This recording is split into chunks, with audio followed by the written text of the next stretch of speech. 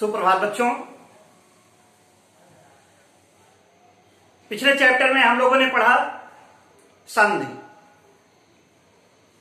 हमारा अगला चैप्टर है शब्द विचार। इस पाठ के अंतर्गत हम निम्नलिखित प्रसंगों की चर्चा करेंगे जो इस प्रकार हैं: शब्द, पद, शब्दों का वर्गीकरण, उत्पत्ति के आधार पर शब्द के भेद, रचना के आधार पर शब्द के भेद, अर्थ के आधार पर शब्द के भेद और प्रयोग के आधार पर शब्द के भेद। हमारा पहला टॉपिक है शब्द। शब्द किसे कहते हैं? शब्द क्या है? तो हम कह सकते हैं वर्णों के सार्थक मेल को, वर्णों के सार्थक मेल अर्थात ऐसा मेल जिसका एक निश्चित अर्थ निकले, वर्णों के सार्थक मेल को शब्द कहते हैं। जैसे आपने देखा घर, घर का एक अर्थ है मकान, सदन, लेकिन अगर इसी को हम ऐसे लिखते रभ, तो क्या कोई अर्थ था? ये वर्णों का मेल तो यहां हो रहा है र प्लस घ, लेकिन ये सार्थक नहीं है, निरर्थक है। और यहां पे घ प्लस रा एक अर्थ निकल रहा है, मीन्स ये सार्थक है, ये शब्द है और ये शब्द नहीं है। तो वर्णों के सार्थक मेल को शब्द कहते हैं। आगे आते हैं पद। पद क्या है? जब शब्दों का प्रयोग हम वाक्य में करते हैं, क्योंकि शब्द जो होते हैं स्वतंत्र होते हैं, लेकिन जब उसका प्रयोग वाक्य में किया जाता है तो वह स्वतंत्र न होके वाक्य के आधार पर बंध जाते हैं, उसका अर्थ वाक्य के ऊपर डिपेंड करने लगता है, तो वहां पे वो पद कहलाते हैं। अर्थात जब शब्दों का प्रयोग वाक्य में किया जाता है तो वो पद कहलाते हैं। जैसे आपने कहा राम एक लड़का है या राम घर पर है। अब घर तो स्वतंत्र है, लेकिन जब आपने कहा राम घर पर है तो अब ये वाक्य बन गया। अब यहां पे जो ये घर आया वो एक शब्द ना होकर के पद है। आगे बढ़ते हैं शब्दों का वर्गीकरण। बच्चों, शब्दों को चार आधार पर वर्गीकृत किया गया है, देखेंगे।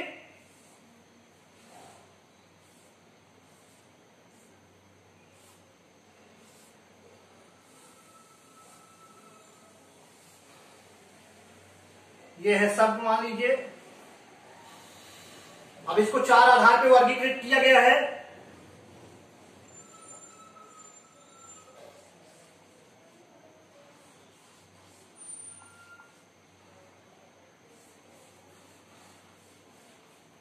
चार आधार पर वर्गीकृत किया गया है। पहला क्या है? स्रोत या उत्पत्ति के आधार पर। स्रोत या उत्पत्ति के आधार पे। दूसरा है रचना या बनावट के आधार पर। रचना या बनावट के आधार पर।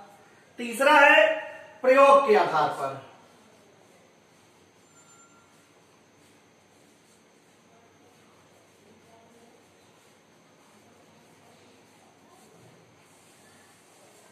और चौथा है अर्थ के आधार पर। चौथा है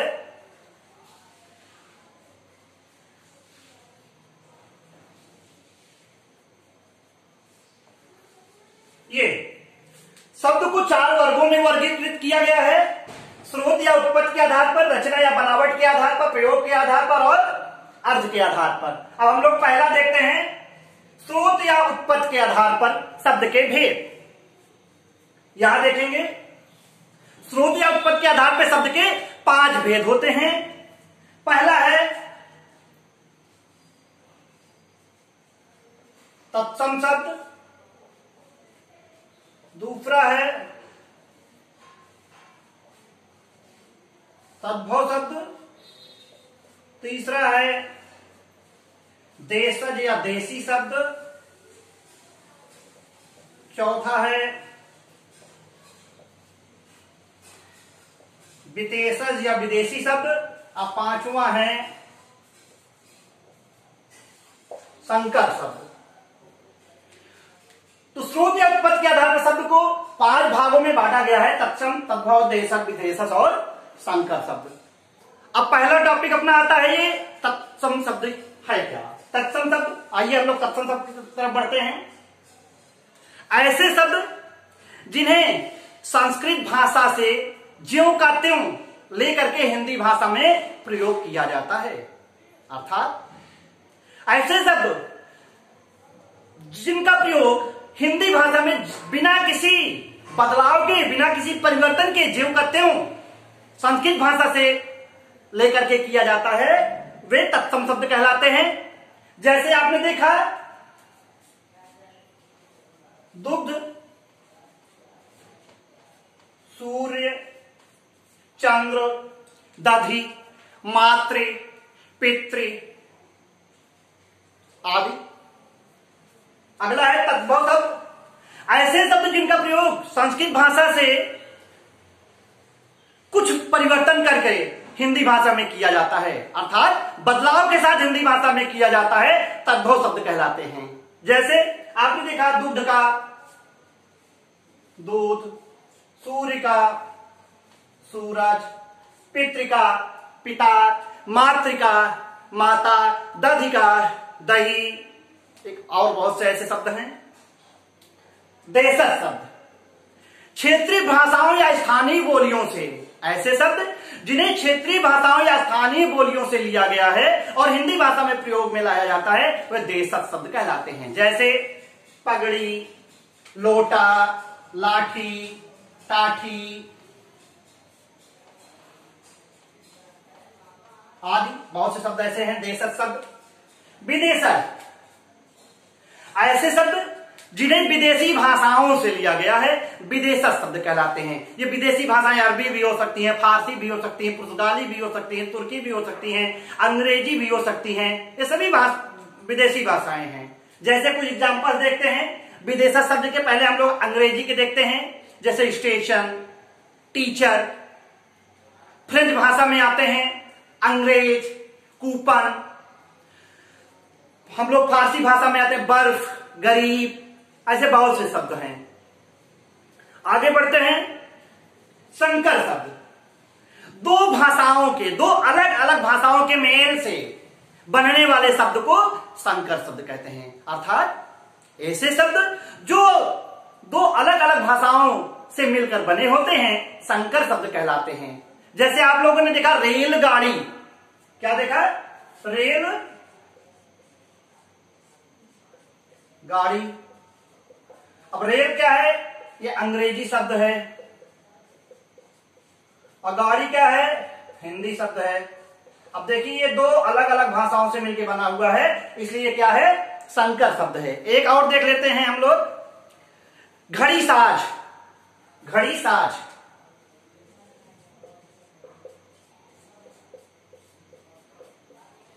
अब ये घड़ी, घड़ी हिंदी शब्द है। घड़ी क्या है? हिंदी शब्द है। और साज क्या है? साज अरबी शब्द है, तो ये घड़ी साज हो गया। ऐसे वर्षगांठ, वर्ष संस्कृत शब्द है और गांठ हिंदी शब्द है। दो भाषाओं से मिलकर बने हुए शब्द संकर शब्द कहलाते हैं। आगे बढ़ते हैं, रचना या बनावट के आधार पर शब्द के भेद। रचना या बनावट के आधार पर शब्द के भेद देखते हैं। तो रचना या बनावट के आधार पर शब्द के तीन भेद हैं। रचना या बनावट के आधार पर शब्द के तीन भेद हैं। पहला है रूढ़, दूसरा है यौगिक, और तीसरा है योग रूढ़। पहला, रचना या बनावट के आधार पर शब्द के तीन भेद हैं, रूढ़ शब्द, यौगिक शब्द और योग रूढ़ शब्द। रूढ़ शब्द, हम लोग बढ़ते हैं रूढ़ शब्द की तरफ। अपने आप में पूर्ण, ऐसे शब्द जो अपने आप में पूर्ण होते हैं, अपने आप में पूर्ण होते हैं और एक निश्चित अर्थ में उनका प्रयोग किया जाता है, एक निश्चित अर्थ के लिए उनका प्रयोग किया जाता है, रूढ़ शब्द कहलाते हैं। और जब इनके टुकड़े किए जाते हैं, इनके खंड किए जाते हैं, तो उसका कोई भी अर्थ नहीं निकलता है, वे रूढ़ शब्द कहलाते हैं। जैसे आप कह सकते हो पुस्तक, घर, हाथी, महल आदि। आगे आते हैं योग रूढ़ शब्द। योग रूढ़ शब्द ऐसे शब्द जो दो या दो से अधिक शब्दों के, जो दो या दो से अधिक रूढ़ शब्दों के मेल से बनते हैं, दो या दो से अधिक रूढ़ शब्दों के मेल से बनते हैं, यौगिक शब्द कहलाते हैं। उनके टुकड़े करने पर अर्थ जरूर निकलता है, यौगिक शब्द कहलाते हैं। जैसे आप लोग देखोगे, अभी आपने देखा पाठशाला, पाठ का भी अर्थ निकल रहा है, शाला का भी निकल रहा है। रेलगाड़ी, रेल का भी निकल रहा है, गाड़ी का भी निकल रहा है। परोपकार, पर उपकार, ठीक है ना, प्रहार आदि, ऐसे बहुत से शब्द हैं। योग रूढ़ शब्द ऐसे शब्द जो रूढ़ तो होते हैं लेकिन किसी विशेष अर्थ में के लिए वो रूढ़ होते हैं, मीन्स उनका प्रयोग किसी विशेष अर्थ के लिए, किसी विशेष के लिए किया जाता है, योग रूढ़ शब्द कहलाते हैं। जैसे आपने देखा लंबोदर, निशाचर। अब आपने लंबोदर कहा, लंबोदर कहते ही किसका ध्यान आया? गणेश जी का। दशानन कहा, दशानन, 10 आनंद, देखिए अलग अलग अर्थ तो निकल रहा है, लेकिन दशानन सब क्या और किसी के लिए प्रयोग में लाया जाता है क्या? उसका प्रयोग सिर्फ और सिर्फ रावण के लिए किया जाता है। जैसे ही हमने दशानन कहा, हमारे दिमाग में क्या आया? रावण। आगे बढ़ते हैं। प्रयोग के आधार पर शब्द के भेद। अब प्रयोग के आधार पर शब्द के दो भेद हैं, विकारी शब्द और दूसरा है अविकारी शब्द।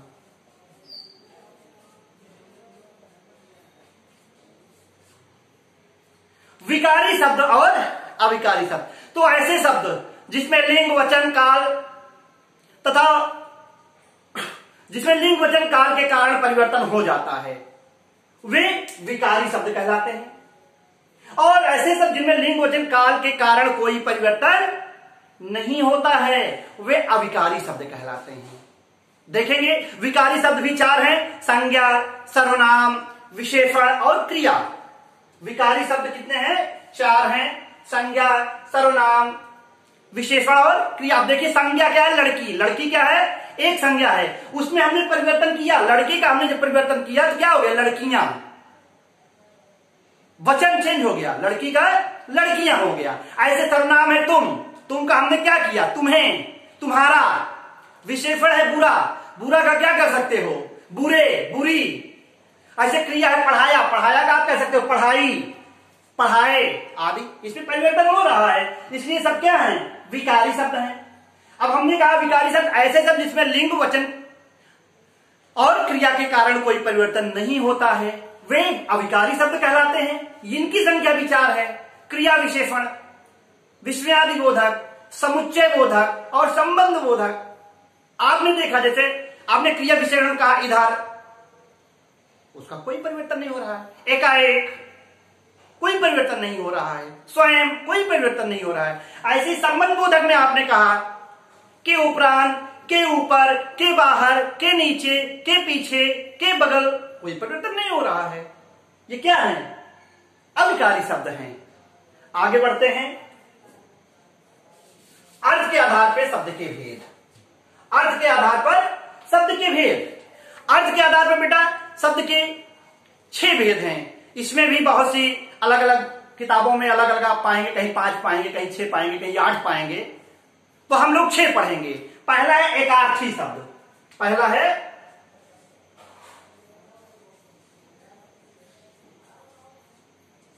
एकार्थी, एक अर्थ वाले शब्द, एक अर्थी। ऐसे शब्द जिनका एक अर्थ निकलता है एकार्थी शब्द कहलाते हैं। जैसे आपने कहा नदी, पहाड़, सांप आदि। अगला है अनेकार्थी।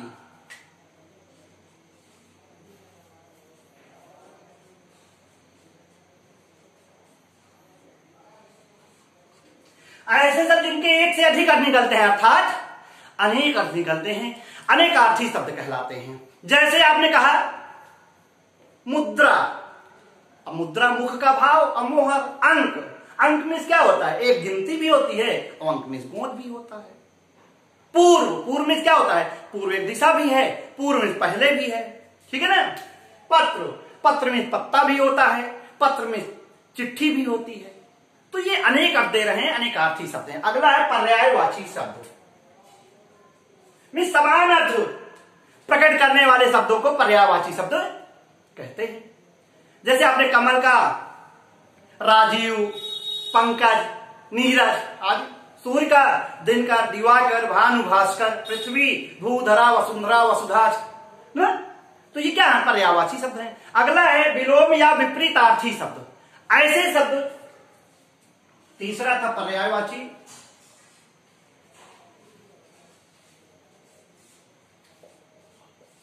विपरीतार्थी।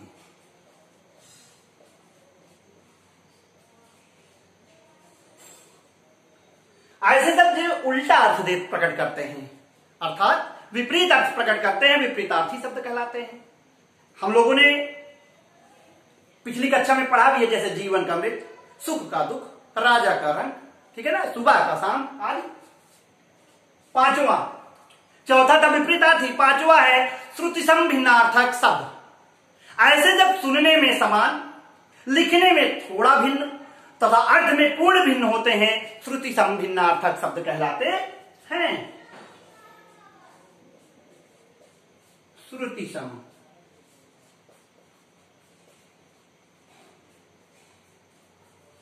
भिन्नार्थक, ऐसे शब्द जो सुनने में समान, लिखने में थोड़ा भिन्न तथा अर्थ में पूर्ण भिन्न होते हैं, श्रुति संभिन्नार्थक शब्द कहलाते हैं। जैसे आपने कहा अंश और अंश, अब देखिए यहां पे अंश और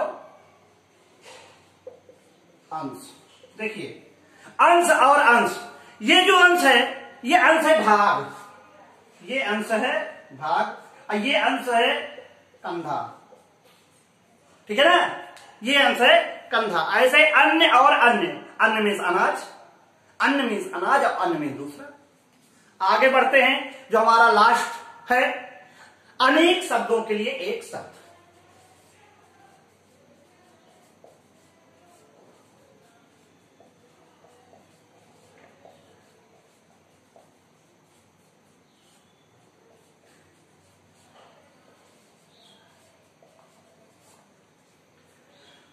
तो ऐसे शब्द जो अनेक शब्दों को संक्षिप्त करके एक शब्द में लिखने के लिए प्रयोग में लाए जाते हैं, अनेक शब्दों के लिए एक शब्द कहलाते हैं।